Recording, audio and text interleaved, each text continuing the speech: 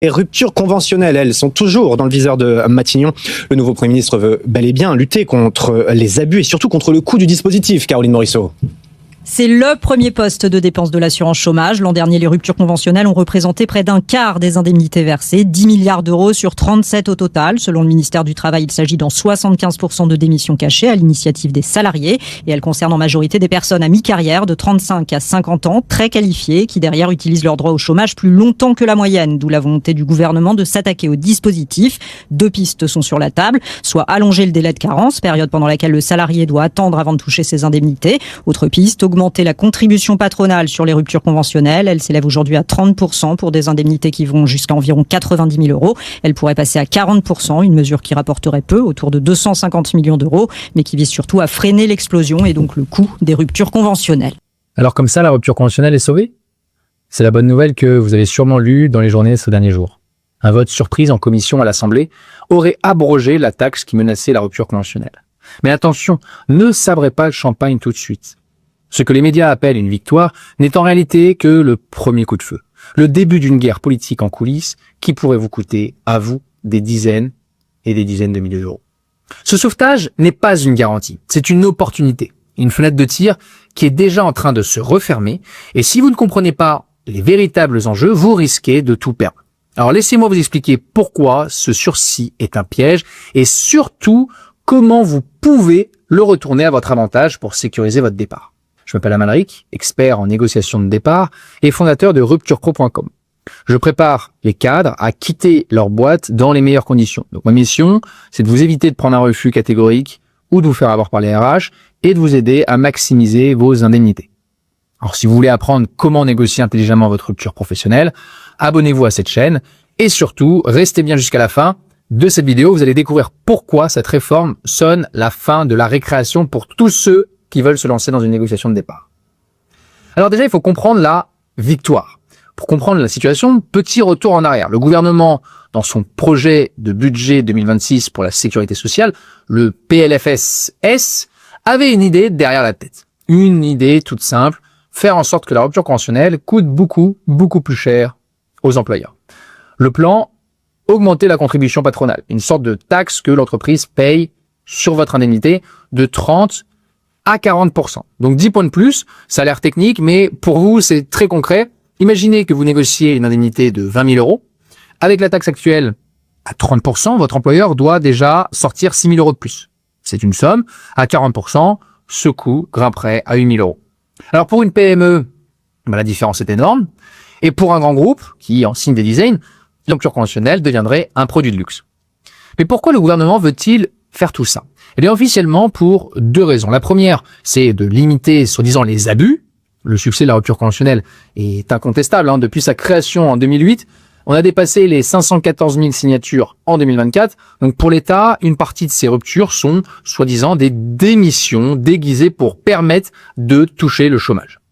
La deuxième raison, c'est le budget. Ces départs coûteraient près de 10 milliards d'euros par an à France Travail. Alors, augmenter la taxe, c'était un moyen de freiner le phénomène et de remplir les caisses. Sauf que récemment, coup de théâtre, la commission des affaires sociales de l'Assemblée a dit non. Une alliance improbable sur le papier de députés de l'opposition a fait capoter la hausse et a maintenu le taux à 30%. Leur argument, la rupture conventionnelle est souvent la seule sortie digne pour un salarié. La rendre plus chère, c'est attaquer les droits des travailleurs. Donc sur le papier, c'est une victoire, sauf qu'elle est provisoire et c'est là que les vrais ennuis commencent. Et d'ailleurs, j'en profite pour vous rappeler, retournez de 3 ans en arrière et vous verrez déjà qu'en 2023, le taux était à 20%. Donc il avait déjà pris 10 points. Alors, il y a peut-être une guerre politique qui menace votre départ. Pensez que ce vote a sauvé quoi que ce soit, c'est comme croire qu'on a gagné une guerre après une seule bataille. C'est une erreur d'analyse totale. Ce n'est qu'une étape. Le texte va maintenant être débattu en séance publique, puis au Sénat, et croyez-moi, le gouvernement, qui a un besoin urgent de financer son budget, ne va pas lâcher une affaire qui peut lui rapporter des centaines de millions d'euros, comme ça, d'un coup d'un seul.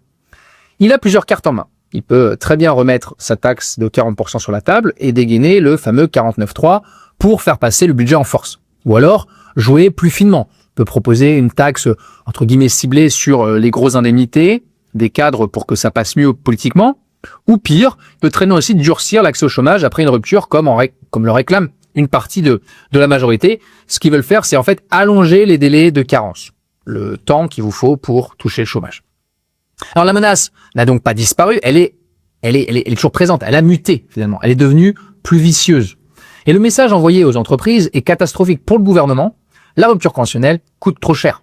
Et les entreprises, elles, ont reçu le message 5 sur 5. Donc les RH des grands groupes et les patrons des PME ne sont pas stupides, ils anticipent. Ils voient bien que le vent est en train de tourner. Même si la loi n'a pas encore changé, beaucoup de services RH ont déjà reçu la consigne de geler les ruptures conventionnelles, en attendant d'y voir plus clair en 2026. Alors le vrai danger pour vous, aujourd'hui, ce n'est même plus cette taxe. Le vrai danger, c'est un employeur qui, par frilosité, je dirais, ou par pure stratégie, vous dira simplement, en fait, non, Amalric, la période est trop incertaine fiscalement, socialement, bref, on arrête tout. Et là, il vous reste quoi? Il vous reste la démission. Et donc de partir sans rien. Ou alors, vous pouvez rester coincé dans un job qui vous ronge, qui ne vous plaît plus, en espérant un licenciement ou un PDV qui ne viendra jamais. Donc cette lutte politique nationale transforme un outil de dialogue social en une arme de négociation. Donc si vous arrivez les mains un petit peu dans les poches, vous avez déjà perdu et c'est à vous de renverser la table. Alors, vous allez me dire, oui, mais quelle pourrait être la stratégie dans ce cas-là? On pourrait parler d'une stratégie de guerre en 3 points. Face à ce chaos, la pire chose à faire, c'est d'attendre. Puisque la rupture conventionnelle est sur un siège électable, vous devez vous en servir comme d'un levier. Donc voici une stratégie en 3 points pensée pour ce contexte législatif instable. Alors le conseil numéro 1, c'est la vitesse. La fenêtre de tir, bien sûr, referme. Donc le premier principe, c'est que le temps joue contre vous. Le statu quo actuel, avec la taxe à 30%, est une anomalie que le gouvernement va s'empresser de corriger. Donc cette période, entre maintenant et le vote final de la loi, c'est votre fenêtre de tir. Vous avez compris le sens de l'histoire, c'est le moment d'agir. Pourquoi? Parce que vous pouvez retourner l'incertitude à votre avantage. Oui, aujourd'hui, le coût d'une rupture est clair, 30%. Demain, ce sera peut-être 40% ou pire. En lançant la discussion maintenant, vous offrez à votre employeur une visibilité qu'il n'aura plus dans quelques mois. Donc concrètement, si vous pensiez à une rupture, je sais pas, un séjour, on verra l'année prochaine, ce jour, c'est maintenant. Chaque semaine qui passe vous rapproche du couperet législatif et renforce la frilosité de votre employeur. Donc n'attendez pas la décision finale du Parlement. Quand elle tombera, il sera trop tard. Je vais raccrocher avec un cadre qui me dit « je réfléchis depuis 5-6 mois et il y a 2 mois, on m'a fait rentrer dans un bureau et puis on m'a dit qu'on allait plus ou moins me mettre au placard. Et maintenant, je suis encore en train de me dire est-ce que je reste, est-ce que je pars ?» Vous imaginez le temps qu'il perd? Chaque semaine peut être un levier pour vous. Le temps doit jouer en votre faveur. Utilisez-le. Le conseil numéro 2, c'est la préparation. Votre meilleur atout, c'est votre dossier. C'est une partie d'échec. Votre employeur connaît les règles du jeu. Vous, souvent, vous les subissez. Et ça doit changer. Donc, arrêtez de demander une rupture. Comme on demande une faveur, ça se fait pas. Ça marche pas.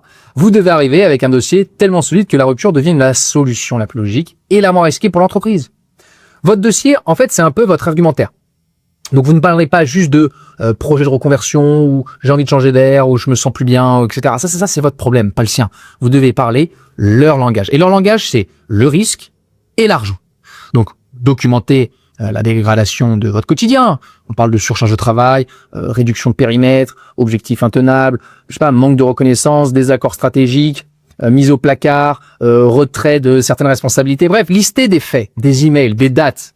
Identifier les failles de l'employeur. Pensez aux heures sup non payées, un droit à la déconnexion qui a été bafoué, des promesses d'évolution jamais tenues malgré vos résultats. Chaque manquement est un risque de procès au prud'homme pour lui. Évaluez votre valeur de nuisance. C'est un petit peu ça qu'il faut avoir en tête. Une espèce de nuisance. Donc attention, bien sûr, le but, ce n'est pas de menacer, mais d'être lucide. Un salarié divergent et moins corporate, fait des erreurs, et son mal-être plombe l'équipe. Votre départ négocié devient la solution à un problème de management, ce qui leur coûte de l'argent, forcément. Donc l'objectif, ce n'est pas de créer le conflit, mais de le faire entrevoir. Donc votre dossier doit être subtilement monté avec des pièces. S'il n'y a pas, il n'y a pas. Vous ne pouvez pas le créer. En revanche, cherchez. Et une fois que ce dossier est prêt, montrez à votre employeur qu'il a le choix. Montrez-lui qu'une rupture maîtrisée, aujourd'hui, à un coût connu, les fameux 30%, ou alors un statu quo qui peut se transformer peut-être demain en arrêt, en démobilisation contagieuse, en litige coûteux, ou même, quand on a certains postes, on a les doigts ou les mains sur des leviers. Montrez-lui que la rupture n'est plus une dépense pour lui, mais c'est une assurance. Alors on va voir maintenant comment utiliser ces annonces parlementaires pour s'engager sur la voie de la séparation sans vous griller. Mais avant ça, si vous envisagez une rupture professionnelle, ne partez pas la fleur au fusil sans préparation face au DRH ou au top management en vous disant c'est bon, j'ai un dossier. Non, vous risquez de perdre vos droits, votre ancienneté et votre crédibilité. Donc si vous voulez connaître vos chances de succès et mettre en place la meilleure stratégie pour maximiser votre exit package et sécuriser votre départ, prenez rendez-vous pour faire le point sur votre situation. L'objectif, eh bien, c'est de quitter votre boîte dans les meilleures conditions. Et dites-vous bien qu'il n'y a pas que l'aspect financier. Ça compte énormément, mais les meilleures conditions, il y a plein d'autres aspects. Donc le lien est dans la description sous cette vidéo. Prenez rendez-vous si vous voulez avancer. Et donc j'en arrive à mon conseil numéro 3, c'est la négociation. Ne demandez pas, provoquez la discussion. C'est le changement de mentalité décisif que vous devez avoir. N'entrez pas dans le bureau des ressources humaines en balançant bonjour, voilà, je voudrais une rupture conventionnelle ou leur faire sous-entendre. J'adore aussi ça. Les gens qui me disent je leur ai fait sous-entendre. Voilà, on est un peu dans une impasse, donc en fait, qu'est-ce que vous proposez là Dans ce contexte actuel, la réponse par défaut ce sera non, poli, ferme. Mais plutôt provoquer une discussion sur votre avenir. Quelles sont les perspectives? Demandez un entretien pour faire le point sur votre carrière, sur vos missions, sur votre motivation. Exposez les faits de votre dossier. Expliquez calmement que vous avez fait le tour du poste, que vous y retrouvez plus, que vous vous posez des questions. En même temps, vous êtes bien ici, vous avez envie de rester ici. Laissez-les arriver à la conclusion. Un manager ou un DRH compétent face à un cadre qui expose un cas structuré, factuel, qui est crédible, verra immédiatement le risque. Et c'est là que la rupture conventionnelle devient une option sur la table. Non pas parce que vous l'avez demandé, mais parce qu'elle devient la solution évidente aux problématiques que vous avez exposées. Et c'est là que vous sortez votre carte maîtresse, celle du contexte politique. Vous pouvez très bien dire, je comprends que la période soit complexe. C'est justement pour ça qu'il est dans notre intérêt commun de trouver une solution maintenant, pendant que les règles sont encore claires. Pour vous, pour moi. Et à ce moment-là, vous ne demandez plus rien. Vous proposez une sortie par le haut. Gagnant-gagnant. Avant que la tempête législative ne rende toute discussion impossible. Alors, le récent vote en commission n'a pas sauvé la rupture conventionnelle. Il a juste déclenché le compte à rebours.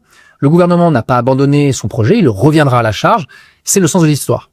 Attendre, c'est prendre le risque de faire face à un employeur barricadé et de voir votre porte de sortie se fermer pour de bon. Cette situation n'est pas une menace, c'est un appel à l'action. C'est une chance unique de reprendre le contrôle et de négocier votre départ dans des conditions qui ne seront peut-être plus jamais aussi favorables. La vitesse et la préparation sont vos seules armes.